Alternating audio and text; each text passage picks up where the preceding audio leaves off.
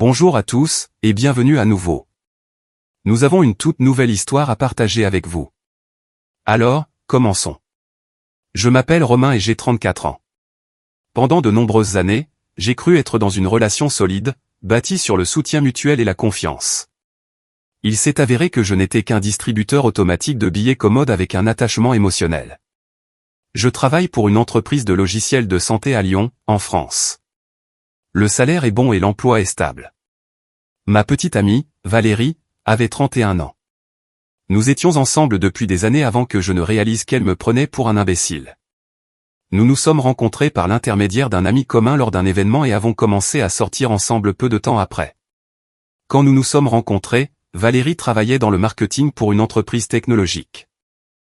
Elle gagnait bien sa vie, avait son propre appartement, semblait avoir sa vie en main. Elle était extravertie et amusante. Je l'aimais. Nous parlions vaguement de mariage, d'acheter une maison ensemble un jour et de fonder une famille. Puis, environ 2 ans après le début de notre relation, Valérie a perdu son emploi.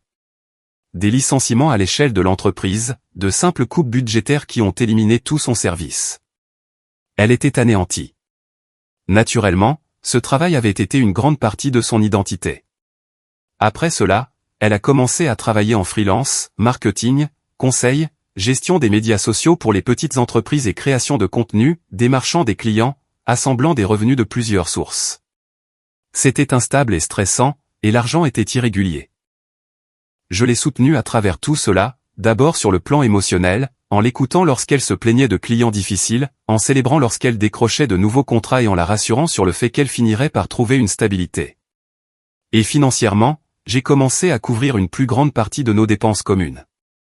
J'ai payé la totalité de son loyer à quelques reprises lorsque ses revenus étaient particulièrement bas. J'ai payé ses courses plus often qu'à mon tour.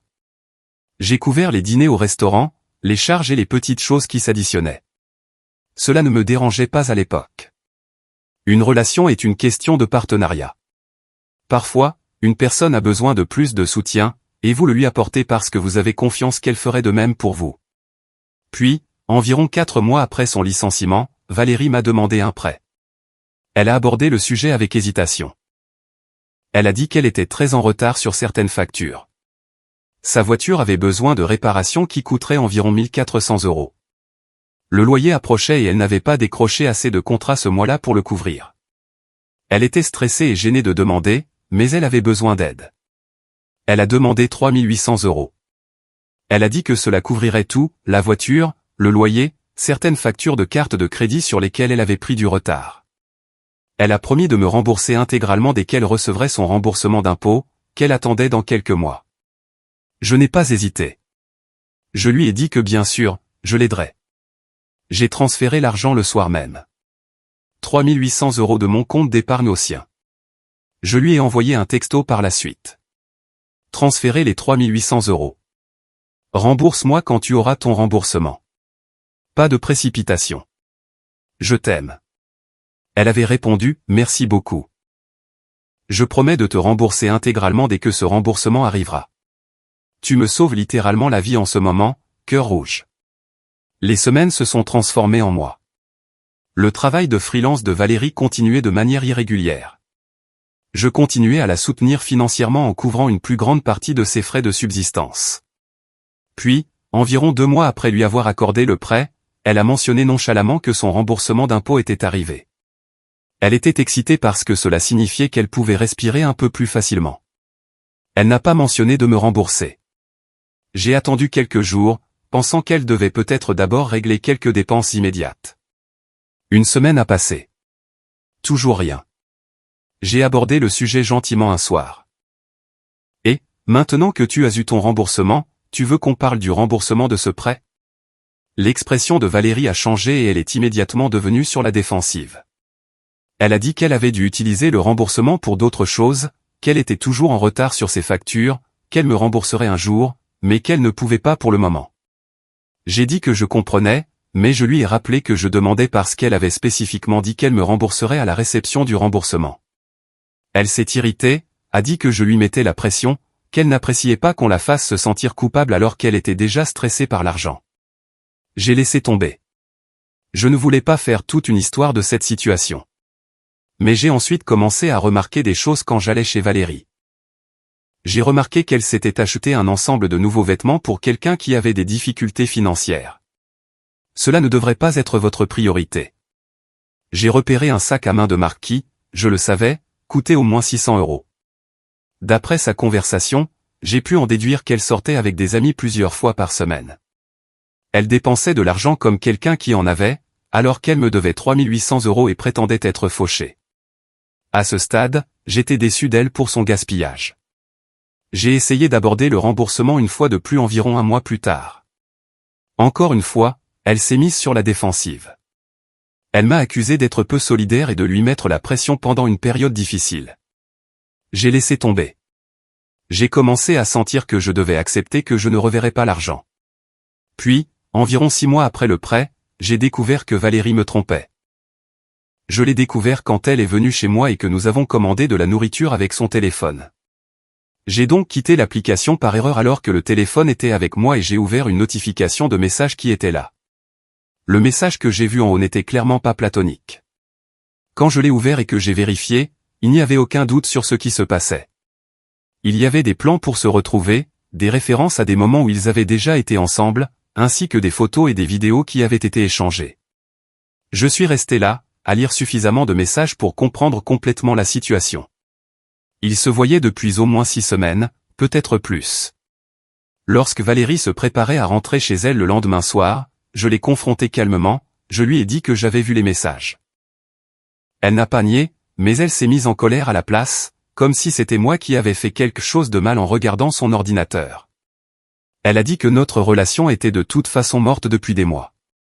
Qu'elle avait eu besoin d'attention que je ne lui donnais pas. J'ai eu le cœur brisé d'entendre cela. Je lui ai dit que c'était fini, qu'elle devait récupérer toutes ses affaires qui restaient dans cette maison. Elle a accepté froidement. Alors qu'elle rassemblait ses affaires, j'ai abordé la question de l'argent. Avant de partir, nous devons parler des 3800 € que tu me dois. Valérie s'est figée, s'est retournée pour me regarder avec cette expression calculatrice. Je ne les ai pas en ce moment. Je sais, mais nous avons besoin d'un plan de paiement. Quand peux-tu commencer à me rembourser ? Elle a posé le sac qu'elle était en train de faire. Romain, tu vas vraiment me réclamer de l'argent maintenant ? Alors qu'on est en train de rompre ? J'ai rétorqué, tu as emprunté 3800 € et tu as promis de les rembourser. La fin de la relation n'efface pas cette dette. Son expression s'est durcie. Je te paierai quand je pourrai. Ne me mets pas la pression à ce sujet. Je ne te mets pas la pression. Je demande un échéancier raisonnable. Tu me fais me sentir en danger, a-t-elle dit soudainement. J'ai cligné des yeux, confus. Quoi ? Tu es agressif à propos de cet argent. Ça me fait me sentir menacé, a-t-elle répondu. Je suis calme, ai-je dit. Je veux juste savoir quand tu rembourseras ce que tu as emprunté. Elle a attrapé son sac et s'est dirigée vers la porte. J'ai besoin de prendre mes distances avec toi en ce moment. Cette conversation me met mal à l'aise. Puis elle est partie. Je suis resté dans l'appartement en essayant de comprendre ce qui venait de se passer. Le revirement soudain pour prétendre que je la mettais en danger me semblait manipulateur, mais je ne savais pas encore quoi en penser. Au cours de la semaine suivante, Valérie a continué sa vie. J'ai de nouveau évoqué le remboursement par SMS environ un mois plus tard.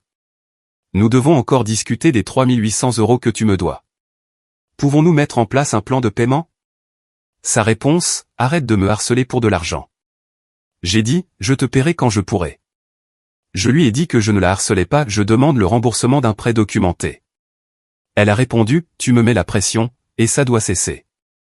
Je commençais à être frustré, mais j'ai essayé de garder mon sang-froid. Ce n'est pas du harcèlement. C'est moi qui demande le remboursement de l'argent que tu me dois légalement. Pas de réponse.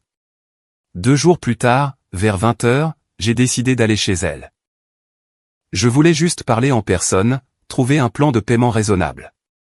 Je n'étais pas en colère, je voulais juste une solution car il n'y a aucune chance que je renonce à une telle somme d'argent pour quelqu'un qui m'a trompé.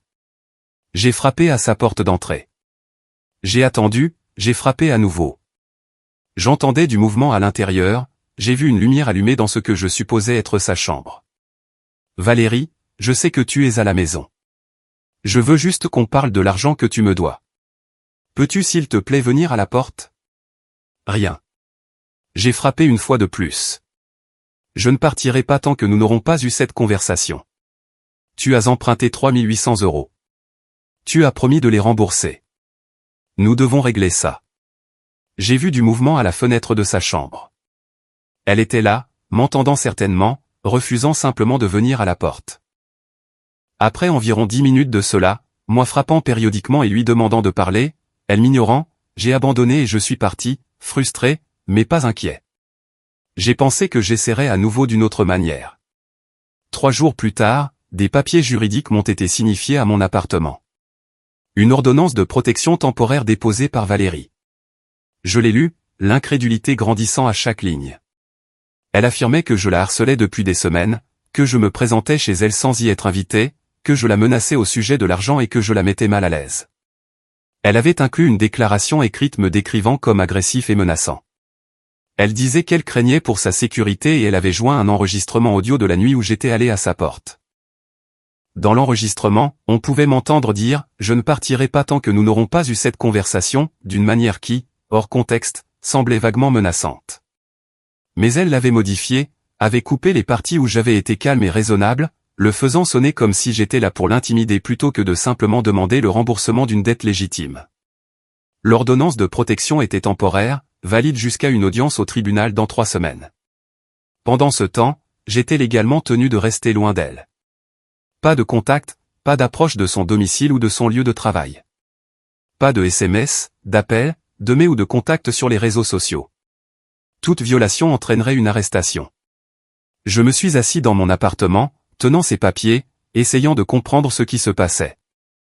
Elle avait instrumentalisé le système juridique contre moi, utilisé une ordonnance de protection, quelque chose destiné à protéger les véritables victimes de harcèlement ou de violence, pour éviter de rembourser de l'argent qu'elle me devait légitimement. Mon premier instinct a été la colère. Je voulais l'appeler, lui envoyer un texto, lui dire que c'était insensé et qu'elle le savait. Mais je ne l'ai pas fait, car c'est exactement ce qu'elle voulait, que je viole l'ordonnance pour que je fasse face à des conséquences pénales. Au lieu de cela, j'ai été stratégique. Premièrement, j'ai rassemblé toutes les pièces justificatives que j'avais sur le prêt. L'échange de SMS original où elle demandait l'argent et promettait le remboursement. Le virement bancaire montrant que je lui avais envoyé 3800 €. Son SMS disant qu'elle me rembourserait avec son remboursement d'impôt. Des captures d'écran de conversations ultérieures où j'avais posé des questions sur le remboursement et où elle avait été évasive ou sur la défensive. Tout a été organisé chronologiquement dans un dossier numérique et imprimé en copie papier. Ensuite, j'ai examiné toutes nos communications, SMS, messages sur les réseaux sociaux, emails, à la recherche de toute preuve de menace ou de harcèlement de ma part. Il n'y avait rien. Chaque message que j'avais envoyé avait été calme et raisonnable. Demandant le remboursement, oui, mais jamais menaçant, jamais agressif. La seule chose qu'elle avait, c'était cet audio modifié de la seule fois où j'étais allé à sa porte. Et même cela, dans son contexte complet, n'était que moi demandant à parler de l'argent qu'elle devait. Ensuite, j'ai engagé un avocat. J'ai trouvé un avocat spécialisé en litige civil qui se spécialise dans les litiges contractuels et la défense contre les ordonnances de protection. Je l'ai rencontré cette semaine-là, je lui ai montré tous mes documents. L'avocate a tout examiné attentivement, puis m'a dit que j'avais un dossier solide mais que je devais être extrêmement prudent. L'ordonnance de protection, même si elle est temporaire et basée sur de fausses déclarations, est juridiquement contraignante, a-t-elle expliqué. Si vous la violez de quelque manière que ce soit, même accidentellement, vous serez arrêté. Cela nuira à votre crédibilité lors de l'audience. Alors, que dois-je faire? Vous la suivez parfaitement. Aucun contact avec elle, quel qu'il soit. Bloquez-la partout pour qu'il n'y ait aucune chance de communication accidentelle. Laissez-la penser qu'elle a gagné. Pendant ce temps, nous préparons l'audience. J'ai suivi à la lettre les conseils de l'avocate. J'ai bloqué le numéro de Valérie, son adresse email et tous ses réseaux sociaux. J'ai rendu impossible pour moi de la contacter même si je le voulais. Je ne me suis approché ni de son domicile ni de son lieu de travail. Je n'ai pas demandé de ses nouvelles à des amis communs. Je n'ai rien publié sur la situation sur les réseaux sociaux. J'ai complètement disparu de sa vie, comme l'exigeait l'ordonnance de protection. Mais j'ai aussi déposé quelque chose de mon côté, une plainte au tribunal de proximité pour les 3 800 € qu'elle me devait. En France, le tribunal de proximité vous permet de poursuivre pour un montant allant jusqu'à 10 000 €. Mon cas était simple. Elle avait emprunté de l'argent, avait promis de le rembourser et ne l'avait pas fait. J'avais des preuves écrites de tout cela. Mon avocate m'a aidé à remplir les documents. Nous avons inclus toutes les preuves, les SMS, le virement bancaire, tout. Valérie recevrait une notification de la poursuite séparément de l'ordonnance de protection. Puis j'ai attendu 3 semaines jusqu'à l'audience sur l'ordonnance de protection. J'ai laissé Valérie penser qu'elle avait réussi à me faire taire. L'audience est enfin arrivée. Nous nous sommes retrouvés au palais de justice un mardi matin. Valérie était là avec sa propre avocate, une femme qui apparemment s'occupait de nombreux cas d'ordonnance de protection. J'étais là avec ma propre avocate. La juge, une femme plus âgée, a appelé l'affaire et a demandé à Valérie de présenter ses preuves expliquant pourquoi l'ordonnance de protection devait être maintenue. L'avocate de Valérie a commencé. Elle a affirmé que je harcelais Valérie pour de l'argent depuis des mois, que je m'étais présenté chez elle sans y être invité et que j'avais refusé de partir. Que j'avais fait des déclarations qui lui avaient fait craindre pour sa sécurité. Ils ont diffusé l'enregistrement audio modifié de moi à sa porte. La juge l'a écouté et a demandé, Y a-t-il des preuves de menaces réelles ? Son avocate a légèrement bafouillé. Votre honneur, le comportement et le ton du défendeur constituent du harcèlement. Il s'est présenté sans y être invité et a refusé de partir. C'est un comportement menaçant. Mais y a-t-il eu des menaces explicites, a demandé la juge une fois de plus. L'avocate de Valérie a répondu, son insistance et son refus de partir ont créé un environnement menaçant. La juge n'a pas semblé impressionnée, mais l'a laissé continuer. Ils ont montré des SMS où j'avais posé des questions sur le remboursement, sortis de leur contexte pour donner l'impression que je la contactais de manière obsessionnelle au sujet de l'argent, mais ils n'ont pu montrer aucune menace réelle car je n'en avais jamais faite. Puis ce fut notre tour. Mon avocate s'est levée et a calmement présenté notre cas. Votre honneur, cette ordonnance de protection est utilisée pour éviter le remboursement d'une dette légitime. Monsieur Romain a prêté à la défenderesse 3 800 € avec des documents clairs de l'accord de prêt et de sa promesse de remboursement. Lorsqu'il a demandé le remboursement, elle a déposé cette fausse ordonnance de protection pour le faire taire. Mon avocate a montré à la juge tous nos documents, la demande de prêt originale et la promesse de remboursement, le virement bancaire, l'historique complet de la conversation par SMS montrant que toutes mes demandes de remboursement étaient calmes et raisonnables. Elle a également montré que j'avais déposé une plainte au tribunal de proximité pour la dette, prouvant qu'il s'agissait d'un litige financier et non d'une situation de harcèlement. L'enregistrement audio fourni et modifié et sorti de son contexte, a poursuivi mon avocate. Monsieur Romain s'est rendu une fois à sa résidence pour demander une conversation sur le remboursement. Il a frappé à la porte et a demandé à parler. Quand elle n'a pas répondu, il est parti. Ce n'est pas du harcèlement. C'est un créancier qui demande le remboursement. La juge a examiné attentivement tous les documents, a demandé à voir l'historique complet des messages textes, que mon avocate avait imprimés dans son intégralité. Après plusieurs minutes, la juge s'est adressée aux deux parties, demandant à Valérie si je l'avais déjà menacée de violence physique. Valérie a hésité avant de dire « il m'a fait me sentir menacée ». La juge lui a rappelé que ce n'était pas ce qu'elle avait demandé. Demandant à nouveau à Valérie si je l'avais explicitement menacée de lui faire du mal physiquement. Valérie a répondu par non. Valérie a affirmé que je n'arrêtais pas de lui demander de l'argent et que je l'avais demandé plus de 3 fois en une semaine. Elle a affirmé que lorsque je suis venu chez elle, j'ai refusé de partir. Mais comme elle n'a pas pu établir que j'avais essayé de faire quoi que ce soit de force chez elle, la juge n'a pas été impressionnée. Elle a posé les papiers et s'est adressée directement aux deux parties. Ce tribunal n'est pas l'endroit pour régler des dettes financières ou des disputes personnelles. Valérie, vous avez emprunté de l'argent à Monsieur Romain avec une promesse documentée de remboursement. Il a tout à fait le droit de demander le remboursement par les voies légales appropriées, ce qu'il a fait en déposant une plainte au tribunal de proximité. Elle a regardé Valérie d'un air sévère. Déposer une ordonnance de protection pour éviter de payer une dette légitime est un abus des mesures de protection de ce tribunal. Ces ordonnances existent pour protéger les personnes contre des menaces réelles, pas pour être utilisées comme une arme contre des créanciers.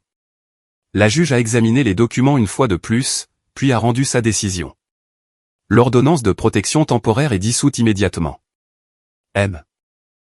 Romain est libre de poursuivre sa plainte au tribunal de proximité sans restriction. Valérie, vous avez de la chance que je n'impose pas de sanction pour le dépôt d'une ordonnance de protection frivole.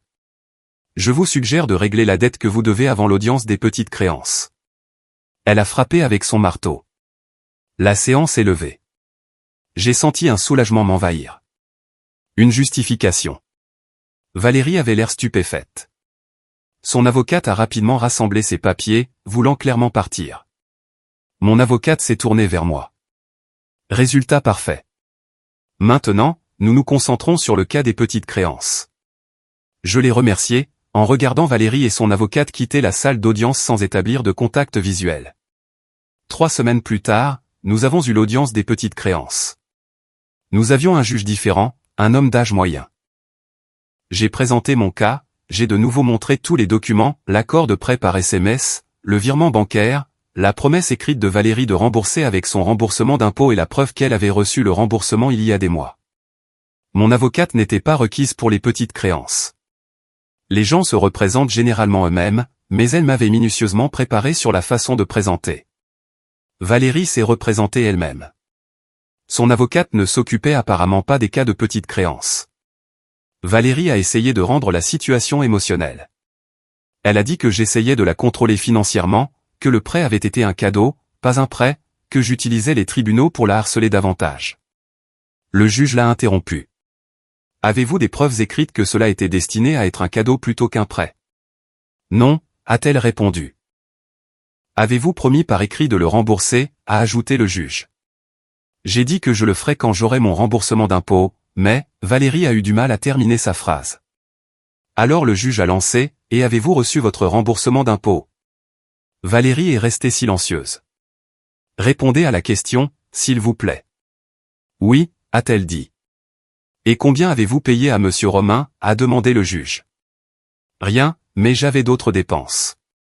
Cela n'a rien à voir avec le fait que vous devez la dette, a déclaré fermement le juge. Les preuves montrent clairement que vous avez emprunté 3 800 € avec une promesse écrite de remboursement. Vous avez reconnu la dette à plusieurs reprises. Vous avez reçu des fonds que vous avez spécifiquement dit que vous utiliseriez pour le remboursement et vous avez choisi de ne pas le faire.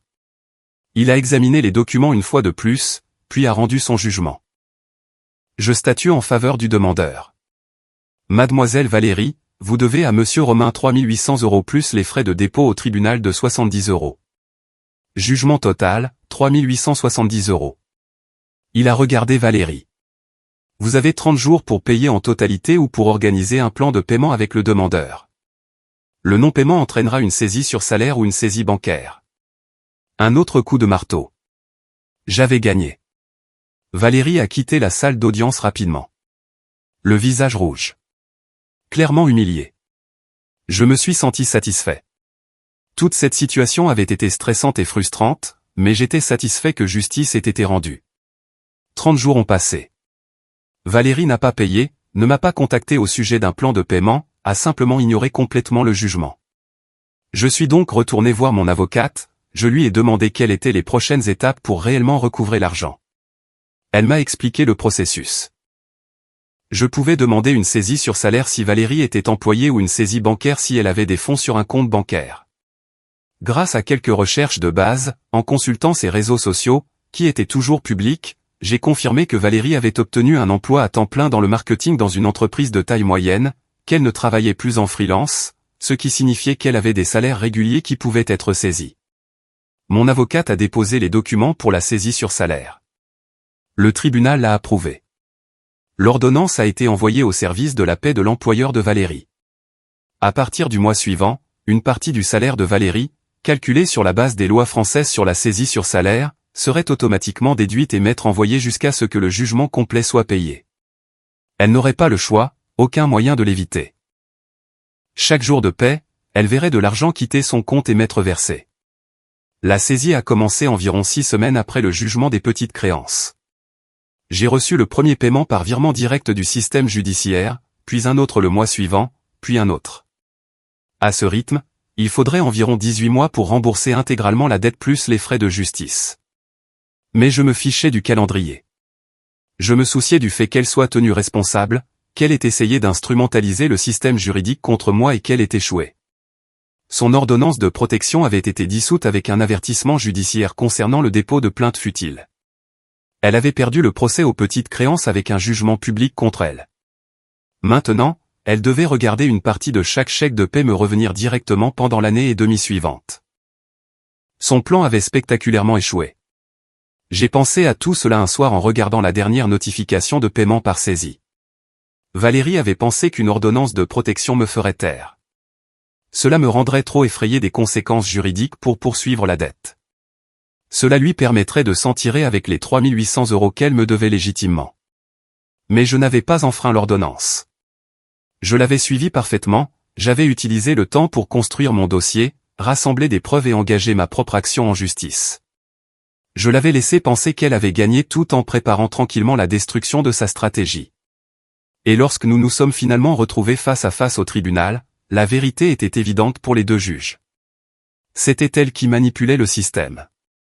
C'était moi qui cherchais une solution légitime à un litige financier. On ne détruit pas quelqu'un en se battant plus fort ou en devenant plus agressif. On le fait en restant calme, en suivant parfaitement les règles et en laissant leurs propres mensonges s'effondrer sous le poids des preuves. La tentative d'ordonnance de protection de Valérie fait maintenant partie du dossier public. Quiconque recherche son nom dans le système judiciaire le trouvera déposé et dissous en quelques semaines comme étant futile. Le jugement des petites créances est également un dossier public. Une documentation indiquant qu'elle a emprunté de l'argent et a refusé de le rembourser jusqu'à ce qu'elle y soit contrainte par une décision de justice. Sa crédibilité est définitivement endommagée dans toute procédure judiciaire future. La relation s'est mal terminée. La rupture a été douloureuse. Découvrir l'infidélité a fait mal, mais au moins j'ai obtenu justice pour la manipulation financière. Au moins, je ne l'ai pas laissé instrumentaliser les tribunaux contre moi avec succès. Au moins, j'ai prouvé que rester calme et stratégique l'emporte à chaque fois sur les représailles émotionnelles. En y repensant, voici ce que j'ai appris. Documentez tout, chaque transaction financière, chaque promesse, chaque conversation. Vous ne savez jamais quand vous aurez besoin de preuves pour vous protéger. Restez calme lorsque quelqu'un essaie de vous manipuler. Plus vous êtes en colère et agressif, plus vous entrez dans leur récit. En restant mesuré, j'ai maintenu ma crédibilité tandis que les affirmations de Valérie s'effondraient. Suivez parfaitement les ordonnances judiciaires, même lorsqu'elles sont injustes. L'ordonnance de protection était basée sur des mensonges, mais la violer n'aurait fait que me nuire. En y obéissant complètement, j'ai montré au juge que j'étais raisonnable, tandis que Valérie était manipulatrice. Utilisez le système correctement au lieu de vous battre contre lui. J'aurais pu essayer d'affronter Valérie directement ou de faire pression sur elle par le biais d'amis communs. Au lieu de cela, j'ai utilisé le tribunal de proximité, la voie légale appropriée pour le recouvrement de créances. Laissez les mensonges des gens se détruire d'eux-mêmes. Je n'avais pas besoin de convaincre les juges que Valérie mentait. J'avais juste besoin de présenter la vérité clairement et de les laisser voir les contradictions dans son histoire. La patience l'emporte. Il a fallu des mois entre le prêt et l'ordonnance de saisie finale. Mais en étant patient et stratégique, j'ai obtenu un meilleur résultat que n'importe quelle confrontation colérique n'aurait pu obtenir. Certaines personnes essaieront d'instrumentaliser n'importe quoi contre vous, même les systèmes destinés à protéger les victimes. La seule défense est de rester propre, de tout documenter et de laisser la vérité parler d'elle-même. Parfois, la meilleure vengeance n'est pas du tout une vengeance. C'est la justice. Une justice lente, méthodique, inévitable. Et c'est exactement ce que j'ai obtenu.